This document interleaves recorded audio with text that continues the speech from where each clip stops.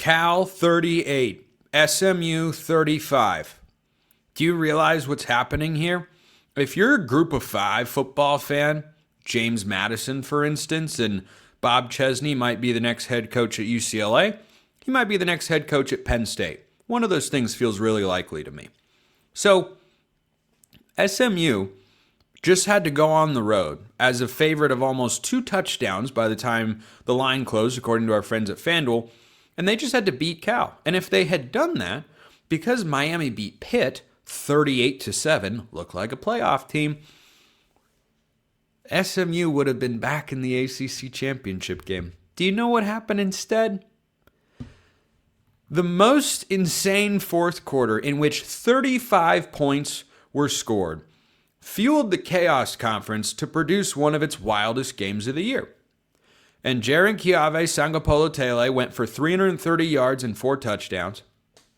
And Cal blew a 17-point fourth quarter lead, only to march down the field, score the go-ahead touchdown, and then SMU is marching down the field, getting into field goal range. Penalty. Got to take the last time out to avoid the 10-second runoff. Field goal attempt winds up being from 52 yards, wide right. The Duke Blue Devils are going to play the Virginia Cavaliers in the ACC Championship game. If you can find me one person anywhere, I don't care if it is a bot. Okay, I care if it's a bot account on Twitter. I don't care if it is a guy with 2 followers on Twitter. If he can prove that he is real and somehow document that he predicted, or she, an ACC championship game of Duke and Virginia, I would please like to know what substances you had inhaled prior to making that prediction, and can I get some? Because apparently it gives you wisdom and foresight. So Miami is ranked 12th, and they just went to number 22 Pitt and smacked them around the yard, 38-7. Notre Dame beat Pitt on the road 37-15. So the margin of victory is greater for the Canes. Their losses are to a couple of unranked 8-win teams. They beat Notre Dame in the head-to-head. Miami should be ranked ahead of Notre Dame. If you don't want to put either one in the playoff, I'm fine with that. I will have the most serious objection that I have ever had to any outcome in college football if Miami is left out of the playoff. That will be a bad day for the sport. But so Cal, with interim head coach Nick Rolovich, I don't know if he'll be the next head coach. Maybe he will. Offense looked good since Justin Wilcox went away. Virginia and Duke are going to play in the ACC Championship. The Virginia Cavaliers, Tony Elliott will probably be the ACC Coach of the Year. I think Jake Dickert should be the co-coach of the year, but it'll probably be Tony Elliott, and Jake Dickert at Wake Forest will finish second. The Cavaliers could beat Duke and go to the college football playoff, and they would probably be the 11 seed and the Group of 5 champion, which will probably be the winner of North Texas and Tulane on Friday, will probably be the 12 seed. But do you realize that if Duke beats Virginia, and the Cavaliers won their first meeting in Durham by 17 points, if Duke gets revenge, there's a world where the Group of 5 puts 2 teams into the playoff. Because the verbiage, and again, I want to go back to this.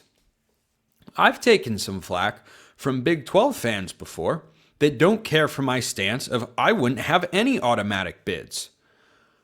You gotta have an automatic bid. They're begging to keep us out. Automatic bids, unless BYU wins the Big 12 championship against Texas Tech in a rematch, automatic bids are likely to be the reason that BYU doesn't make the playoff. Because the verbiage is as follows. the 5 highest ranked conference champions. Duke has 5 losses. They will not be ranked, nor should they be. So then you will wind up with the champion of the American, guaranteed. Like, that is a 100% lock to be a play-in game for either North Texas or Tulane, neither of whom have their head coach for 2026. So then you would go, oh, if Duke wins, who are we going to rank? And the answer is probably James Madison and Bob Chesney. Also not likely to hold his current position when the 2026 season kicks off next August. So the Chaos Conference, as I dubbed it a while ago, has delivered because a 5-loss team. Let me give you Duke's schedule. And by the way, I liked Duke before the year. I thought they'd be a 9-win team. They're not. Their defense isn't good enough yet. They beat Elon. They lost to Illinois by 26.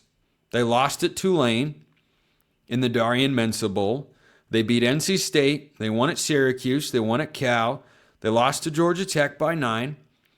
They won at Clemson in a crazy game. They lost to UConn. And now Colorado State head coach Jim Mora. They lost to Virginia by 17 at home.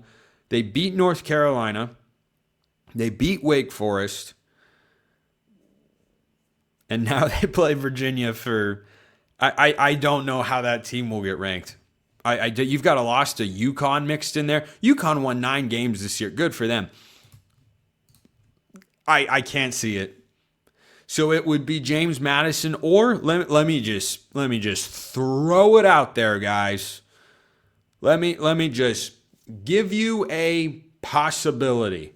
Could the Mountain West champion wind up ranked? Does that seem totally crazy? I don't think that it does. I'm going to re-examine this tomorrow once we've got all the results. But this is why automatic bids should not exist. I've never liked them. I never will. This is why. 8-5 Duke isn't going to be ranked, right? Not in the ACC. I can't see that. But I think the Mountain West Championship games between San Diego State and New Mexico, one of those teams could be in the playoff. Yeah. Well, you guys don't want the playoff expanded. This is what you wanted. So ACC madness. Unbelievably real and very, very fun. Virginia and Duke. Academic powers squaring off with playoff implications on the line. I cannot believe the world that we're living in. But I love it, and I'm happy to talk about it. Appreciate everyone listening. I will see you next time, and until then, hope you all have a wonderful rest of your day.